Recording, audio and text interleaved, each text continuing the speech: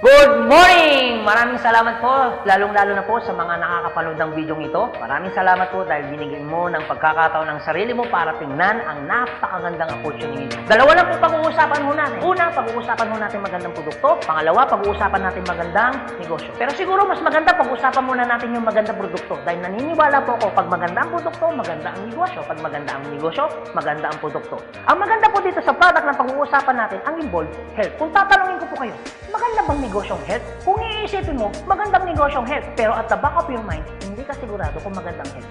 Sige, tingnan natin. Kung tatanungin ko po kayo, importante ba sa tao ang health? O sobrang importante? Alam mo kung bakit ko tinanong yan?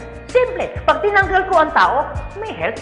Pag tinanggal ko naman ang health, may tao. Ngayon uulitin ko, importante ba sa tao ang health? O sobrang importante? Kung sobrang importante sa tao ang health, anong ibig sabihin? Nagiging importante na rin sa tao ang business mo. Dahil ang business mo, health. Since tao po pag-uusapan mo natin, naniniwala po ba kayo na ang tao may katawan? Oo naman. Kung tatanungin ko po kayo, importante ba sa tao ang katawan o sobrang importante? Kung sobrang importante sa tao ang katawan, what if mapabayaan ng tao ang katawan? So ano nangyayari? Nagkakasakit. Pag nagkakasakit ang tao, anong ginagawa? Nagpapadoktor, nagpapacheck up, nagpapagamot. Kung nagpapagamot ang tao, anong binibili? Siyempre, gamot. Ang gamot, gastos hindi. Siyempre, gastos. Pag hindi mo ginasusan, anong mangyayari sa sakit? Siyempre, lalala. Pag lumala ang sakit, anong mangyayari sa katawan? Siyempre, manghihina. Pag nanghina ang katawan, akala ng iba, katawan lang ang nagkakaproblema. Pero hindi na alam, apektado ang trabaho. Pag apektado ang trabaho, apektado ang kita. Pag apektado ang kita, ang pinaka-naapektuhan sa lahat, yung pamilya. Ang pinaka-malupit na naapektuhan pa sa tao, yung pangarap mo. Sabi daw nila, madali raw kitain ng pera pag masipag at matyaga. Opo, tama po, madaling kitain ng pera basta masipag, matyaga. Pero ito naman sasabihin ko sa'yo, the moment na magkasakit ka, madali rin ubusin ng sakit ang pera mo. Lagi ko po ito sinasabi, alin mo ang limpak-limpak mong salapi kung punong-puno ka naman ng sakit. At ang pinakamahirap po dyan, wala na nga pera, mahirap na nga, may sakit pa. Yun ang masakit. Since present ang sakit, ano ngayon ang gagawin mo para hindi magkasakit? Simple, wala ka ng choice. Uulitin ko, wala ka ng choice. Kailangan mo nang uminom ng food supplement. Alam kung bakit? Marami ng kumpanya ng tayo.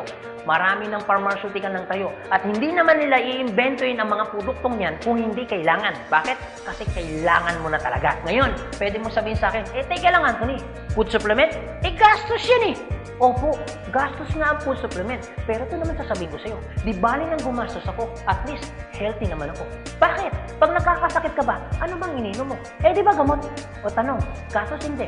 Di ba gastos? Kung ikaw tatanungin ko, anong gusto mo? Gumagastos ka na healthy ka? O gumagastos ka, may sakit ka? Paras na gastos. Ang malupit mo niyan, every time na gumagastos ka, may sakit ka pa. Komportable ang katawan? Siyempre hindi. Sabihin na natin gumagastos ka dito, at least healthy ka naman. Ang pinakamaganda sa lahat, bukod sa healthy ka na, business mo pa. Dahil business mo ka, kumikita ka pa. Ang pinakamaganda sa lahat, bukod sa healthy ka na, kumikita ka pa. Bukod sa kumikita ka na, healthy ka pa. Ano ngayon ang pakiramdam na bukod sa healthy at kumikita ka na, nakakatulong ka pa? Maganda o napakaganda? O sige, pag-usapan naman natin yung magandang negosyo. Maaaring nagustuhan mo yung product, maaaring bibili ka ng product. Pero ito yung totoo, gagawin mo kayong negosyo. Kasi bakit? Pag business ang pinag-uusapan, hindi naman kasi lahat ng tao business-oriented. Karamihan ng tao is career-oriented. Alam mo kung bakit? Marami kasing tao na pagdating sa business, ang dami niyang perspective. Ano mo isa sa mga perspective ng tao pagdating sa negosyo? Una, wala akong pera. Pwede mo sabihin sa akin, teka lang Anthony, wala naman akong pera.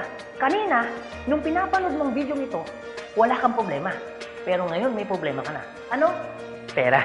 Pangalawa, ang maaaring problema mo, wala akong time. Pwede mo sabihin sa akin, teka lang Anthony, okay yung negosyo kaso nga lang wala akong time. Walang kaso. Pero mayroong mas worse. Wala ka nang time. Wala ka pang pera. Pangatlo, maaaring itong problema mo. Teka lang Anthony, okay yung business kaso nga lang hindi ko yan alam. Hindi ko yan hilig. Hindi ko yan linya. Ew. Pero ito yung totoo. Marami naman tao sa labas na ginagawa niyang linya niya, ginagawa niyang hilig niya. Pero tanong, kamusta ang buhay? Sabihin na natin hindi mo to hilig. Sabihin na natin, hindi mo dito niya. Pero ito sasabihin ko, kung ito naman ang magpapabago ng buhay mo, bakit hindi mo siya ninyahin? Pang-apat, maaaring ito isa sa mga problema mo. Teka lang, Anthony, okay ang business. Kaso nga lang, risky yan. Naku, malulugi lang ako. Ang pinakamalupit, hindi mo pa tinatayo yung negosyo mo, feeling mo, lugi ka na. Ang matindi niyan, ano malulugi sa'yo? Eh di ba sabi mo, wala kang pera? Eto tanong, kung problema mo ang pera, problema mo ang oras, problema mo dahil wala kang alam, kasi iniisip mo baka malugi ka, ito sasabihin ko. Hindi lang naman to ang una or pangalawang pagkakataon na pwede kang ma-involve sa business. Kung yan ang problema mo, bakit? Pagdating kayo ng panahon, yan pa rin kayo problema mo. Pag-usapan po natin ang life cycle. Naniniwala ka bang may life cycle? Oo naman, importante po ang life cycle. Kasi po, hindi po magiging balanse ang mundo pag walang life cycle. Isa sa mga dinadaanan ng tao na life cycle, yung pag-aaral. Kung ikaw magkakanak o magkakanak pa lang, pag-aralin hindi. Siyempre, pag-aaralin. Kawawa naman yung bata pag hindi natuto, hindi marunong magsulat, hindi marunong magbasa. Pagkatapos mag-aral, anong susunod? Siyempre, gagraduate. Pagkatapos graduate, anong susunod? Siyempre, magtatrabaho. Pero pansinin mo to. Meron po mga tao hindi nakapag-aral, hindi nakagraduate, pero nagtatrabaho. Bakit? Isa sa mga life cycle po na dinadaan ng tao, kailangan po magtrabaho. Etong tanong, gusto niyo po ba habang buhay nagtatrabaho? Siyempre, hindi. Gustuin niyo man po magtrabaho ng 60 to 65 years old, wala na ho kayong choice.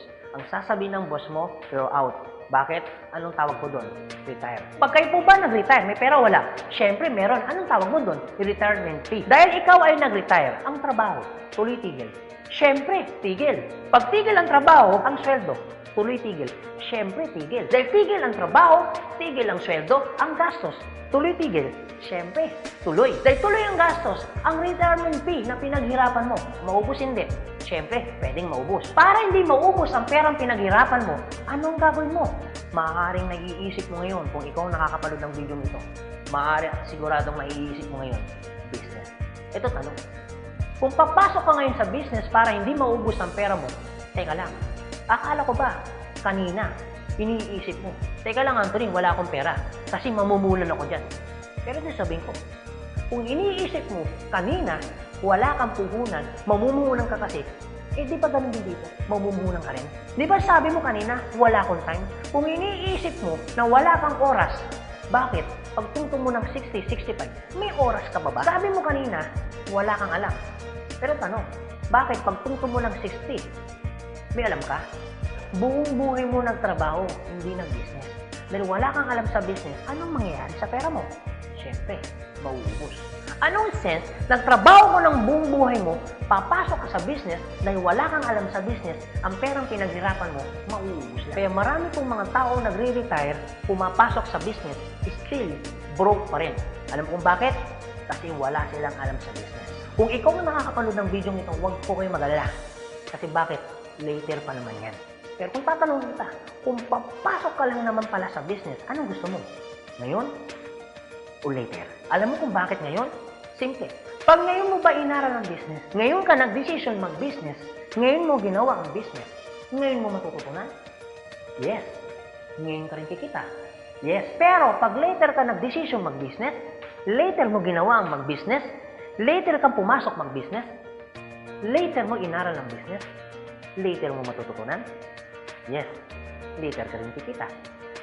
Yes. Kung papasok ka sa business, anong gusto mo? Ngayon o later? O sige Anthony, nagustuhan ko yung magandang negosyo, nagustuhan ko rin yung magandang produkto. Pero ito tanong, paano ko siya umpisan?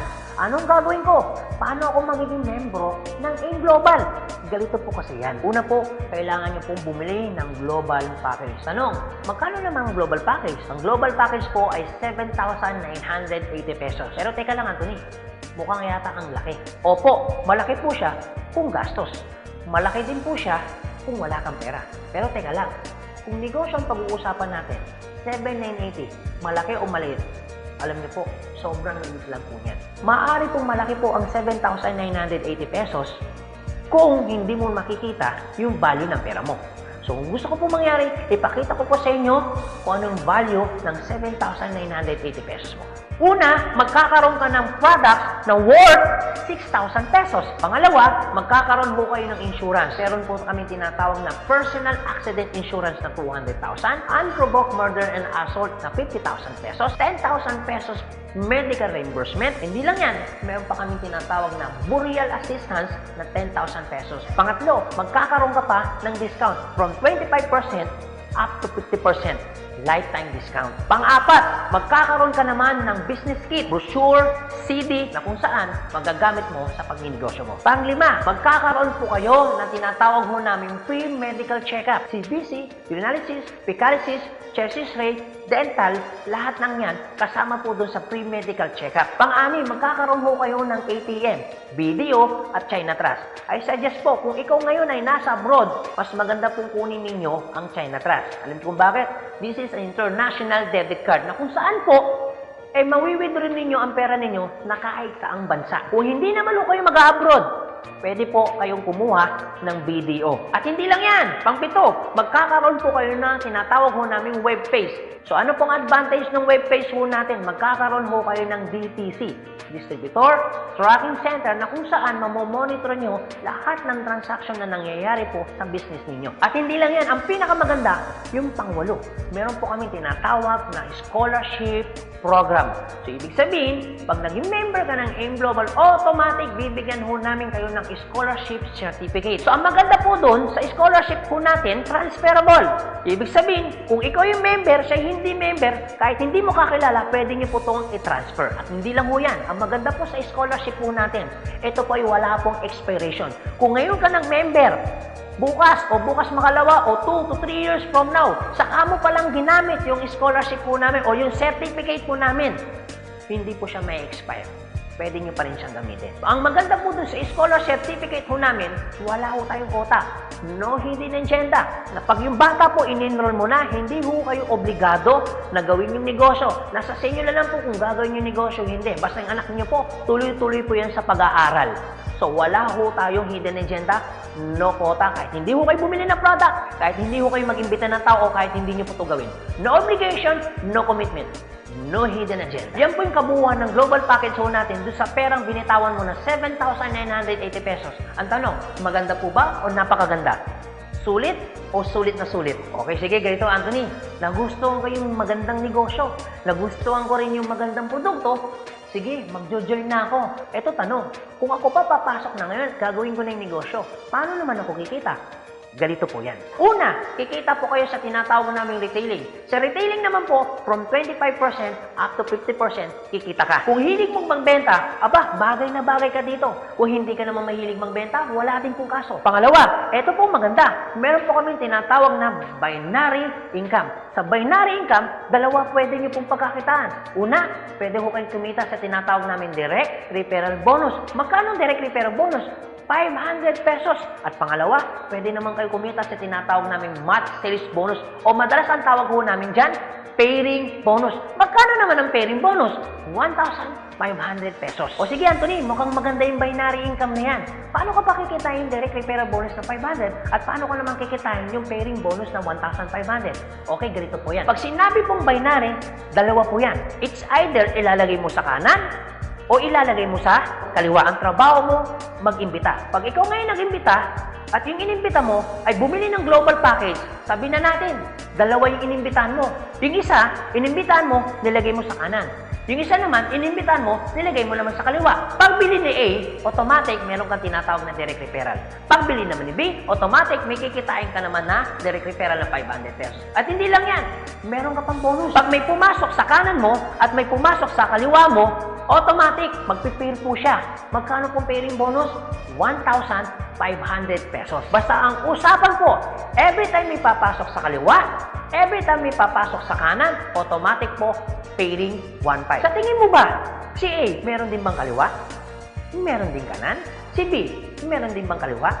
Meron din bang kanan? Sa tingin mo ba, ikaw pa ba ang nag-imbita dun sa inimbita ni A and B? Siyempre, hindi na. Eto maganda. Sa labas, no work, no pay. Pero sa amin, yung taong dinala ni A at ni B, automatic, kikita ka pa rin ng pairing bonus. Magkano pairing bonus? 1,500 pesos. Ibig sabihin, dalawa yung pumasok. Magkano po yun? So, ibig sabihin, kikita ka ng 3,000 pesos. No work, pero with pay. Sa tingin niyo po, pagdating po ng panahon, yung grupo po ni A, dadami? Yung grupo naman ni B, dadami? Oo naman. So tanong, may iwasan bang lumaki? Siyempre, hindi. Eh what if, Anthony, may pumasok isa? may pumasok isa, araw-araw. Anong ibig sabihin po niyan? Di ibig sabihin, araw-araw po, kikita ka ng 1.5. Paano kung Grade 2, Anthony? Dahil lumalaki po ang grupo, paano kung may pumasok 10 dito? Paano kung may pumasok dito 10 dito? Anong ibig sabihin yan? Di 10 po ng 1.5. So, magkano yung 10 ng 1.5? Di 15,000. Paano kung araw-araw yan? Di ang ibig sabihin po yan, araw-araw po yan, 15,000, 15,000. Tuloy-tuloy po yan. Ang pinakamaganda niyan, yung 15,000 po ba? Malaki maliit? Siyempre, malaki. Pero hindi lang po yan. You have opportunity para kumita ng 24,000 pesos per day. Alam ko medyo nag-iisip ka. Maaaring iniisip mo na hindi ka kikita. Pero maaaring iniisip mo rin na kikita ka. Pero kung mag-isip ka ng hindi ka kikita, kung mag-iisip ka ng kikita ka, para sa ginawa mo, nag-isip ka pa rin. Pero kung mag-iisip ka lang naman, mas maganda lang pong nag-iisip ka, nakikita ka, kaysa naman nag-iisip na hindi ka kikita. Ito po masasabi ko sa inyo. Kung gusto mo ng pagbabago sa buhay, dapat may baguhin ka. Pero pag wala kang binago, walang mababago. Ang tanong, gusto mo ba ng pagbabago sa buhay? Siyempre, oo. Ang tanong, kailan mo uumpisahan ng pagbabago? So guys, maraming salamat po sa inyong lahat. God bless, and to God be the glory. See you at the top. Thank you.